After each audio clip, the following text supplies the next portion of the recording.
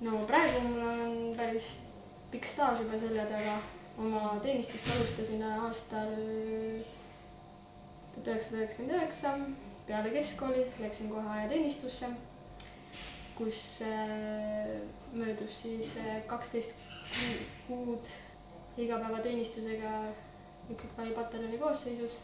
Üldiselt olen ma iga aasta alates aastast 1999 osalenud kõikidel paraadidel, nii seal lendajana, marssijana ja vist ühe korraga lihtsalt vaatajana publikuna. Kuna huvekopterid osalevad ka iga-aastaselt paraadirivistusel, siis olen mina olnud seal navigaatori koha peal, abistanud pilooti jälgides teiste õhusõidukite formatsioone lendamisel ja